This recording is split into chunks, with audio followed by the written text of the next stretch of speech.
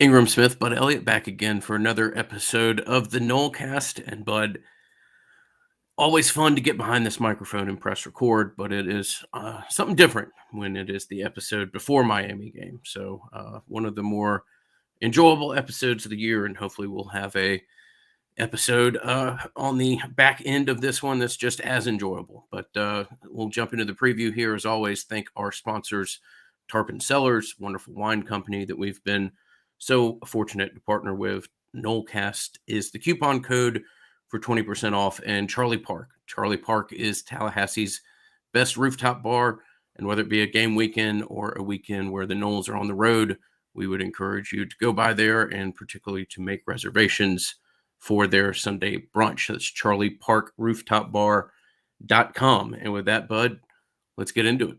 Let's do this thing, man. Yeah. So Florida State trails the all-time series to Miami 35-31. This is probably my favorite rivalry that the Noles had, just because of when I went to school, and the back and forth games that they had. One of my favorite memories as a student actually is that really ugly game in 06, the Miami Muff, right? And then also going down there and beating the Hurricanes the following year was was pretty wild. Even though the games were ugly as hell.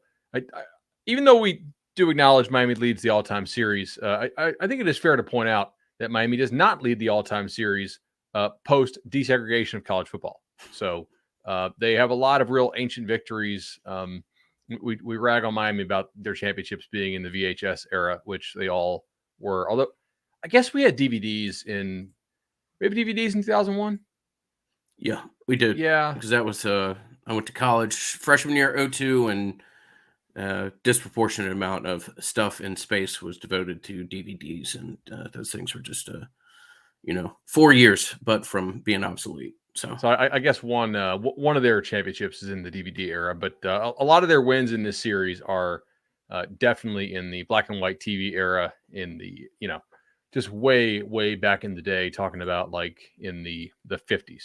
So anyway, pretty back and forth series, in my lifetime, but it is a bit of a streaky series. Like you do see teams go on a run in this series. Like it's not just ping pong and back and forth typically year to year. Miami won 6 in a row starting in 2000. Then FSU won 3 out of 4. And then the Noles from 2010 to 2016 won 7 in a row. And then Miami won 4 in a row until the Noles broke the streak last year. The famous 4th and 14 throw by Jordan Travis, the illegal spike by Tyler Van Dyke, the quarterback there for Miami, and Mike Norvell gets what was probably the second biggest win he's had so far, I think, in terms of impact on the fan base, with LSU being, I think LSU being the first, just because I would energize and started the year this season. I thought you were speaking for at the time with that comment, but yeah, absolutely. Oh yeah, the second largest overall, for sure. I mean, I obviously think the biggest win in Mike's career is winning the AAC, but like and going to the Cotton Bowl. But like as far as in Tallahassee, that Miami win last year, pretty important, man. And like this is just, I don't know, like don't you kind of feel this rivalry has more like memorable moments for some reason than the Florida rivalry? Maybe I'm wrong. You got Ward to Dunn, you got Ricks to Sam. Like those are pretty big ones. I feel like the Florida rivalry is pretty. I mean, obviously the rivalry is long running, but the ultra hot period is condensed into like an 8-year window there of kind of 94 to early 2000s. So, or maybe 92 to 2000, whatever you want to frame it at. But this one, and this also just feels more, the schools are very different, but their overall situation, and there's more similarities to it than that of Florida. I don't know why this just feels this feels like this rivalry has a little bit more juice to me, although both of them are very significant. But maybe it is just because of our own experience and where we are in life and as we've consumed it. I agree with that. 20% or 24% chance of rain. We have an evening kickoff. I think it'll tell you something about the depth of the slate this weekend, that the Noles have the primetime ABC slot here, and that the brand and the logo still carries quite a bit of weight. They're counter programming against LSU Bama on ESPN, and I think maybe like Texas Oklahoma State on, was it FS1 or Fox or whatever it is. Fox probably carries World Series, although I don't know if they're playing Saturday night. Probably are because they don't want to go up against the NFL. Anyway, like, is this a good game if you were just an impartial observer? Is it going to rate? Are people going to watch it? Yes, no doubt about it. Like, it's still one of the prime properties that the ACC has. You see Wake and NC State fans complaining that this game got over them, and it's sort of a bit of like, hey, good job so far. You guys still don't really matter to the brand. You know, you're mostly replaceable. FSU and Miami, because their tradition, because of how much they care about the sport, they do matter. So I'm excited to talk about it, man. I just this one is one of the ones that gets you going. All right, start the conversation with what it looks like when Miami has the ball, and it's lazy, but only a fitting starting point that we start with your thoughts as to what the quarterback is, who it is, and whether or not Van Dyke goes. Certainly, that seems to be kind of the growing strength of the current hour. But what are your thoughts here? Yeah, so I obviously don't know if he will play or not. I tend to think he doesn't go. I read Mario Cristobal's comments, and basically everyone is said in such a way to where he won't get called out if Van Dyke doesn't play. Like, he won't guarantee that he'll play. You know, like, he won't acknowledge that he's full go in practice. We know that, I think it was the guy. I think it was Manny from the Athletic, a guy I've known a long time. Used to cover high school games with him. You know, uh, I think he was the one that said that Van Dyke was spotted in a sling early last week. So that would be an interesting turnaround if he's out of a sling that quickly, you know. But it's certainly possible. Uh, my opinion on this has changed a little bit, right? When Van Dyke had come in earlier in the year, not against Duke, uh, I was like, you know what? I'm not really sure that Van Dyke isn't a better fit for this offense. And Miami's running a far different offense than they were last year, because like Van Dyke to Garcia didn't look like a big downgrade to me based on the limited sample set that we had seen. Van Dyke had been struggling quite a bit in this offense. It's worth noting Miami lost a ton at receiver from last year. The two guys they were counting on, Jacoby George and Restrepo, have missed most of the year. Now both of them are back, so that is helpful. But I was like, okay, what will this offense look like as Van Dyke gets more time in it? It's a year one system under Josh Gaddis, who won the Broyles Award last year as the best assistant in the country at Michigan. It's a really different system than the stuff they were running last year, which was kind of not Baylor-esque, but there's some elements to it as far as like how spready they were, how fast they were trying to go. And it requires you to read defenses differently. And Van Dyke so far this year had struggled with some of the new stuff they were doing. They also have not had Zion Nelson, who's a projected first-round pick at offensive tackle, and Justice Olusewan, I think is how we pronounce this. One of their better guards has also been missing in action as well, and I don't think he's back in the lineup as of this time. So two of their three best offensive linemen have been out as well. And if you're listening to this, you're a Knowles fan, you might be like, wait a second. Like, is Miami finally not, like, is an opponent finally not getting healthy when FSU plays them? Because it feels like, you know, Clemson got their dudes back, remember? And NC State seemed to get a couple guys back, and Wake seemed a little bit healthier when they rolled into Tally. So, yeah, it does appear that Miami's offense is pretty banged. I don't know if Van Dyke's going to play. Garcia has been a lot rougher of late.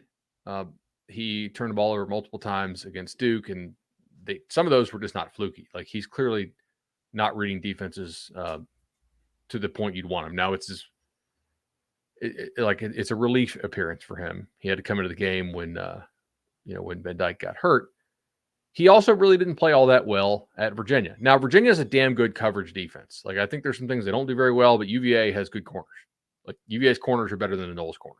So there is that. That's one of the only things I think UVA actually does pretty well. But man, Miami makes a lot of mistakes, dude. Like, their offensive line is penalized just like Florida State's is. I mean, they are they don't push the ball down the field very well for the most part. The best thing they do is stay ahead of the chains with the run game, but they basically have not hit explosive runs all year. I mean, they're very much limited in the box, and they're really not a good red zone offense at all. I mean, we talk about FSU's red zone woes. I got news for you. Miami's worse.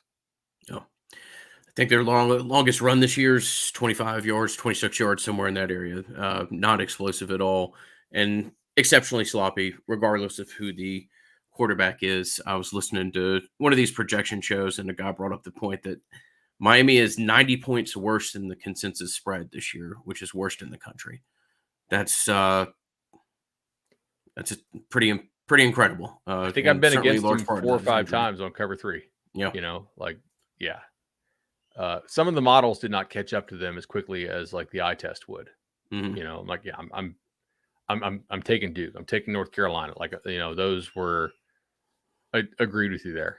I actually took them last week against Virginia and pushed because it was laying 2, and they went to quadruple overtime and scored 14 points, which is just amazing. All right, so assuming that Nelson and Justice Awulasan, I think is how we pronounce his name. I don't want to just mispronounce the guy's name, but it's a tough one for me. Where are we at here? Justice, yeah, Justice Aluwasan, I think it is. Assuming those two are still out, this is going to be a tough matchup for them in some regards. So, like Nelson's been out for a lot of the year. It's not a new thing, but it's still not the guy that they totally want in there. John Campbell has played okay for them in relief, actually, and played pretty well against UVA. The other kid they had in there, where's he at here? Wasn't Seymour. It was. I actually forgot the guy's name. Virginia ate his lunch. And I do think that there is an opportunity here for Fabian and guys like that to really get into the backfield a whole lot. This could be a big time. Like if Jared Verse is going to go pro, and I expect him to, like just if I had to guess, this would be a good game for Jared Verse to make some money on national TV. Jared Verse, yeah, I fully expect Jared Verse to go pro. Great to see that he got a NIL deal there recently, and he'll be able to drive around what looks like a pretty sweet pickup truck. But at this point, it would shock me if that were not his ultimate destination. And good for him. And that'll be yet another kind of feather in the cap for the staff, as being able to talk about another kid that came in for a year and was a relative high draft pick. Now, I do have one thing I want to say about. I guess I have a couple more things I want to say about this. Even though we just went over the fact that Miami is like better at staying ahead of the chains than they are at creating explosive plays, and I do think that's true. I still think if it's Garcia, I think you want to challenge them to play pitch and catch. Can you just pitch and catch? Can you just complete passes? Because Miami has been questionable offensively pretty much regardless of defense. You see what I'm saying? Like the Miami's offensive output, certainly there is some relevance to how good the defense they're playing is, but they also have looked sketchy against Southern Miss, right? Which is like a good Sun Belt defense, but it's still a Sun Belt defense, right? They look sketchy against Duke, which is really not a good defense. I mean, Northwestern and Kansas moved it on them. Didn't blow Bethune out of the water by any Correct. means. Yes. Like I want to see, can you communicate? Can you play pitch and catch? Can you avoid offensive line penalties? Can you avoid tackles for loss? Can you avoid just silly stuff? So those are things I think if you are Adam Fuller, you don't want to let Miami hit easy ones on you in terms of like easy explosives or just if Garcia's in there. I do think Garcia has a tendency to want to push the ball down the field. Van Dyke so far this year has been a little bit more hesitant to pull the trigger on that stuff. So you may play him a little bit differently. But my guess here is you make Miami get in the red zone if they're going to score on you and see if they'll settle for field goals. Cristobal is also he's not the worst game manager in the world, but he's not far off. I mean, they do a lot of stuff that decreases their win probability. Just it's very anti-book, and if you saw some of the losses they had at Oregon, they do a lot of dumb stuff in terms of game management. The guy's a great recruiter.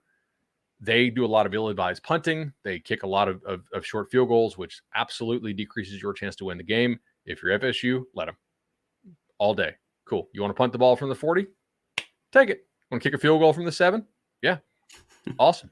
Sounds good. That's a win.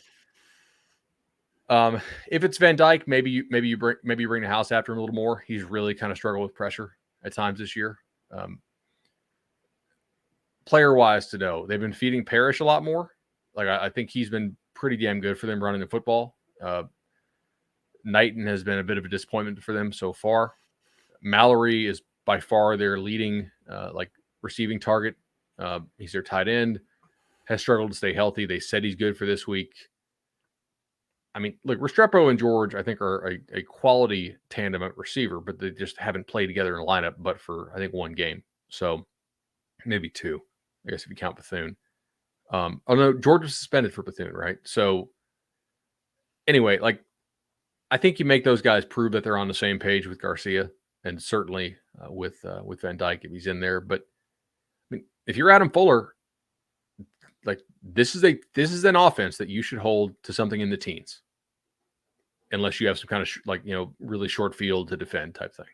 Like this FSU's defense should not be allowing Miami to go on multiple drives over 60 yards and score touchdowns. Just shouldn't happen. Yep. No, let's look at the past games. I mean, sometimes there's no need to really drill down on a subject matter. Their offense is horrible, and particularly if Van Dyke is in there, should be no reason that they get more than 14 or 17 just based off what past performances look like.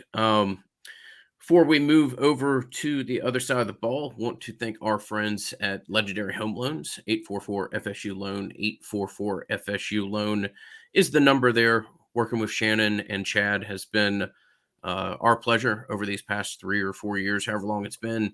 Rapidly approaching 500 loans completed, and made all the better by the fact that these guys are giving $250 per loan to our friends at Rising Spear. Again, 844 FSU Loan. Big thanks to the legendary team of Shannon and Chad. No doubt about it. I've done two through them. Really enjoyed the process both times. I mean, it's a mortgage, right? Like you're like, oh, mortgage time, but it's like professional, friendly, big time Knowles fans. They work hard for you. We fully endorse those dudes. All right. Let's talk about FSU's offense against Miami's defense. FSU's got a good offense. Like I think we can say that. Is it a great offense? I don't know. Maybe on some days, sure. Is it? But it's better than above average. Like this is a pretty quality offense you got there in Tallahassee. And I'd be lying to you if I said I wasn't a little bit worried about some things here. Mainly the fact that Miami does have a pretty damn good defensive front, and they are getting, I think, James Williams back in the back end, who maybe hasn't been the best player in the world, but is still better than some of their backup safeties. Some names to know here. So I don't know if Akeem Messidor, the transfer they took from West Virginia, is going to be back in the lineup. But Leonard Taylor has been much better than he was last year, kind of a disruptive force on the inside. The kid they took from Maryland, I think, will be problematic for Maurice Smith to block, right? Much in the way, like if you're doing a Miami podcast, you're like, hey, the backup guard is going to really struggle with Fabian Lovett. It's kind of the same thing. Like it's hard for me to see like Daryl Jackson not having an advantage over Maurice Smith. Ends wise, they're not quite as good as they were prior year in terms of speed stuff. Now they do have some power stuff. So like I kind of prefer Turntine handling power as opposed to speed. You know what I'm saying? Just because he is big. And so that is something to monitor. Now, they do have some important injuries here. Like Messidor, I already said, but the other one, let me pull this up here just so I get this right. But this actually seems to matter because they changed up who they're playing where in this ball game. So, Caleb Johnson is staying in the middle against Virginia. That's the transfer they got from UCLA. But Basainth went down, and Basainth was actually playing for them a decent bit. I mean, he played 26 snaps, and then I think it was Corey Flagg. Did Flagg go down, or was it Wayman Steed? I think Steed might have been the guy who went down. Excuse me. So now Flagg is having to play more snaps for them, and I do think linebacker is an area that the Noles can exploit here in terms of discipline, and that's probably how you pop some big plays against Miami. Miami has been a team that has, I don't know if you saw this or not, they gave up a couple big plays to Middle Tennessee a couple weeks back, but they've also given up some bombs to North Carolina. I don't know that they communicate all that well on the back end, but they are disruptive up front. So you're going to have to find some creative ways to scheme this. I think Jordan Travis's legs got to be big here. Right? We said it on the Monday show. We said it on the Sunday show. They saved Jordan against Georgia Tech. No design rushes. Threw the ball away at every possible chance he had to run. My guess is that's by design. Like, this is why you do that, right? To be able to hit that button when you play these certain games. They need to be able to run plays that are going to be successful with some amount of penetration in the backfield. Like, you have to account for that. I'm sure FSU knows that. Like, if you go to an FSU practice, it's like very obvious you're going to get some penetration in the backfield with how many guys they have down on the line, right? So I think you can do this, though. I actually feel like FSU can move the ball some on Miami's defense. I think Miami's number 2 corner can be attacked some as well. Like, Tyreek's not a bad corner. I'm not really sure the rest of them are all that great. I mean, I don't know, man. I think FSU does have some chance to blow Miami out. But Miami's defense has enough talent up front to where it's not insane to think Miami could also win this game. Like, the range of outcomes, I guess, I have a hard time seeing Miami in a blowout, absent like a quarterback injury or something like that. But if you told me like, hey, Miami won this game close or FSU won this game big, I could see that. Mm-hmm. Yeah. Yeah. I mean, it will be a harsh, tough pill to swallow if Miami wins this game with how they've looked over the past, well, really the entire of the season, but particularly the past couple of weeks.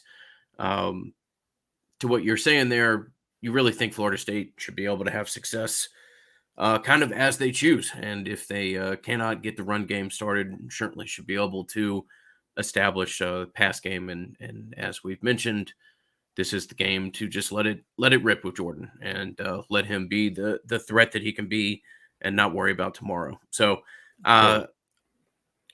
look, we talked about the fact that this team shouldn't score more than 17 about 10 minutes ago. It's kind of hard for me to see this team not scoring, or this side of the team not scoring more than 28 or something like that, absent, and that's pretty conservative number there, absent injuries, multiple injuries. It's just, I think you match up really well, particularly on this side of the ball. And it's tough to find a way that you don't win this game, in my opinion, because of this side of the ball. Yeah, a couple other things here. So with Miami, their DC's Kevin Steele. I do think they have the defensive coaching matchup here for sure. But like, the challenge would be on Adam Fuller to match that. And obviously it's a challenge for Mike and Atkins to out scheme Kevin Steele. Miami is a pretty good red zone defense. All right. Like, nationally, now there's some offenses they've played that have been kind of sketch, and there's some offenses they've played that have been good. Like, I mean, some of their surface level numbers on defense are good, but I think on the whole, the Noles have played a much better schedule of offenses. So I'm going to read this off. Like, Bethune's an FCS team. Southern Miss is like 107th in SP plus. Texas A&M is not a great offense. I don't know if you've been following this year, but they seem to struggle points a little bit. Middle Tennessee, actually, like, on a down-to-down basis, Miami didn't play well, but they just had like 4 plays where they played really, really poorly. Yeah. But still, not a great offense. Like, they scored 24 on UTEP this weekend. Now, North Carolina is a great offense. I mean, they're like, Drake May might be the best QB in the country. And look, North Carolina held Drake May, or Miami held Drake May to 27. So they do have that in them, I think, to step up and play really well on defense. But, at the same time, consistently, like, Vatek, they won 20-14. Vatek's a terrible offense, man. Duke is 70th in SP plus offense. Now, Duke scored 45. That was almost all turnover laden. I mean, it was their yards per play, I think, was in the 5, so it's not good. And Virginia is a really bad offense. I mean, we've talked about that probably the entire year and stated we wished FSU could play Virginia because they don't have any offensive line. I guess what I'm saying is they have only played one offense that is even in the ballpark of being as good as the Noles. And in fairness, they did great against them. I mean, like, holding North Carolina to 27 is a tremendous effort. But there is some chance that some of these numbers are not fake, but inflated because you've played a lot of offenses that are just not very good. this will be the second best offense FSU has played. Now, defensively, FSU's already played NC State. FSU's already played Clemson. Both those defenses are definitely better than Miami's. I think LSU's is kind of similar. Miami's defense is better than Wake. I think it's probably better than Louisville. So, yeah, man. I mean, this is an interesting matchup. Oh, for FSU's defense as well. Miami does run a lot of these bunch sets. Okay, so this is something to watch. I should have said this in that segment, but because FSU is not a very good zone team, I'm sure Miami will run a ton of this bunch stuff, and that's to try to get picks and rubs and easy throws to the flat. So I watched Cristobal's press conference, the one after practice. I think it was the Wednesday one.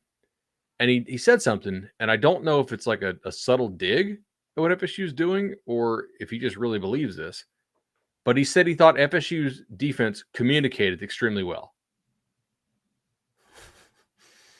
Is he like trying to foreshadow something like that Miami thinks they can trick them, or does he really think they communicate well? I don't know.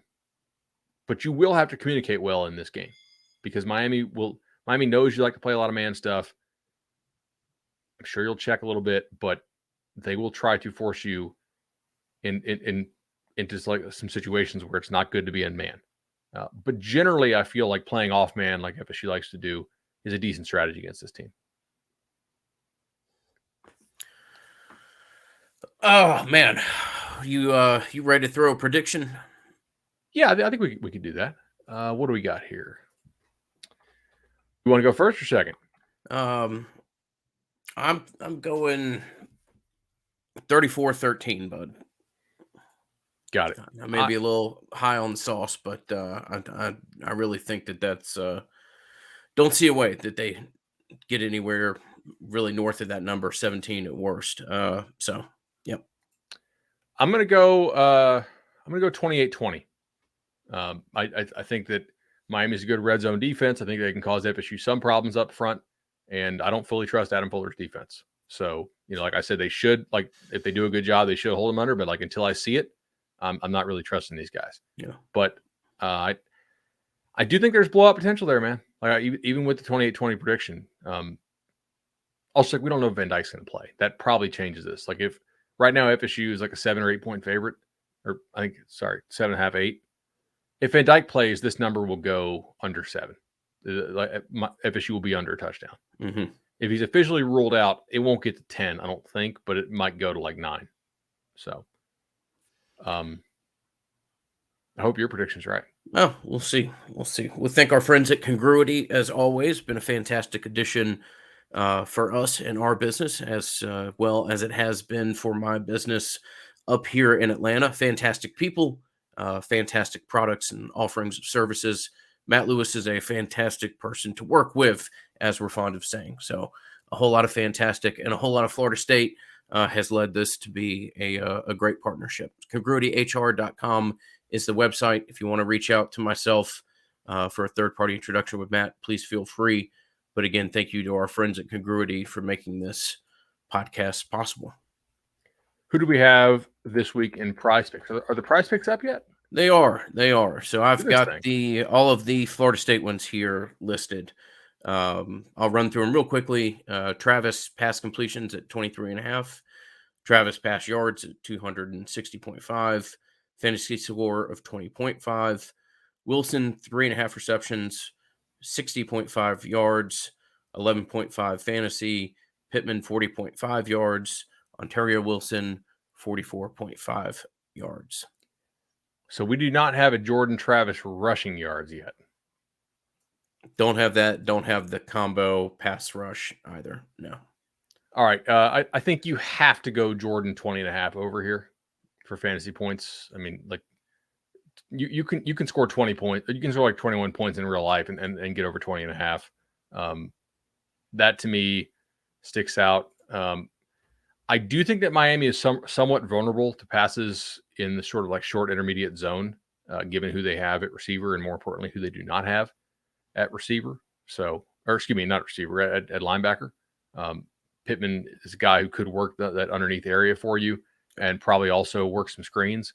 So I think Pittman over receiving yards is worth a look there. You have to think after they play, like after how they played, Georgia Tech played Wilson last week, that Miami will look to press Wilson and probably double him a good bit. So, I mean, 60.5 is not a huge number.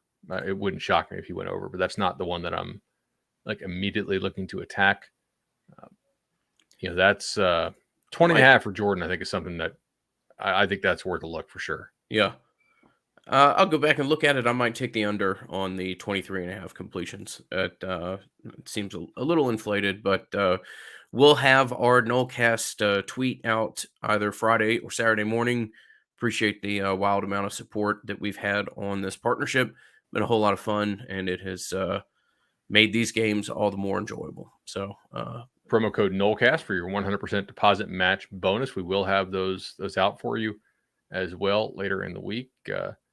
No guarantees that our Twitter tips continue to do as well as they've done. Those have been probably unsustainably good, to be honest. But I know you hit a big one this last weekend, which is fantastic. And yeah, man. All right. If you win this ball game, is it fair to say that like the recruiting upside is not as big as the potential recruiting downside? Yeah, I think that's fair. Although I don't, I say that's maybe like 40-60 or something like that, because I acknowledge the point that you're making. I also will say that people respond, and this is a concerning point.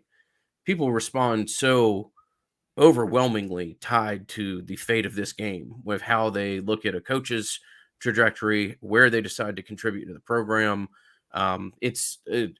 It's almost an unhealthy reflection of this game, but you do feel like a loss here would be a gut blow that could be tough to ultimately recover from.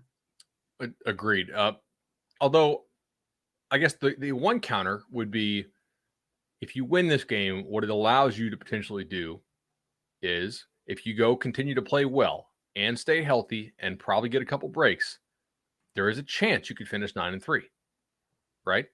And then on the recruiting trail, to close out this year's class somewhat, but also to sell next year's class, hey, guys, look, we started out, we won 4 in a row.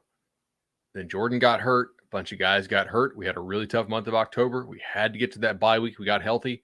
We got our guys back and healthy. Boom, we run off 5 in a row. That's why we need you here, because we don't have that kind of competitive depth. If our starters go down, it's problematic. That screams playing time. I think that's one way you sell this if you're able to go down and win, right? Like, hey, we're back on the right track now. We know what we're doing. We feature our studs as playmakers. Look at what Johnny Wilson's doing. I am curious, if you get Trayshawn Ward back this week, not to just continue to preview stuff, but like, how do you balance with that? Because what you do with Trayshawn is different than what you've been doing with Benson and those guys. You know what I'm saying? Mm-hmm. And I wonder how much spread stuff you run against Miami. Like are you trying to go 4 wide? Are you trying to go some empty? Like, I would consider it personally. Just because how many teams have they faced who can play pitch and catch? And I'm not saying Jordan's an amazing thrower of the ball, but like, he's been pretty accurate this year. Like, they've faced kind of one team that can competently play pitch and catch in North Carolina. I'm kind of curious if they can do that. I don't know. I'll say to what we were talking about a second ago, obviously it'll be a big deal in recruiting high school kids. I would argue that it might even be a bigger deal in recruiting coaches that you hope to add to your staff, with that of who you might feel that there's going to be turnover for. I mean, if you win this game, I think it's fairly confident that you get to 8. I mean, I think you'll win 2 of your next 3. That we'll see. That'll be able to sell 3 to 5 to 8. There will be a level of stability here that you can pitch to coaches that you couldn't otherwise, and that would be as dramatic an impact on the people that Mike's able to talk to, and ultimately may be able to lure to Tallahassee. So it would be that, and it would be recruiting aspect of getting your boosters involved, and the retention that is probably going to have to take place to some extent. If you end up going 8-4 or 9-3, there's a lot of kids here that are kind of borderline kids to which NIL could play a massive role in whether or not they think they're going to be mid-round draft picks or if they're going to be playing in Tallahassee next year as well. So 100%. I think it makes a lot of sense. Yeah. So, man, I'm excited about this one. This is really going to be fun to watch. You have been the better team all year. You seem like you're getting healthy at a time Miami does not seem to be getting super healthy. And quarterback is a big part of this, but still, I think you're the better coach team overall. Like Mario and those guys can recruit. Are they going to coach well?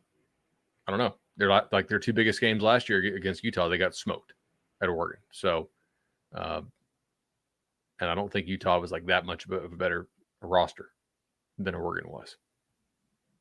If Mike does his job, FSU goes down there and gets the win.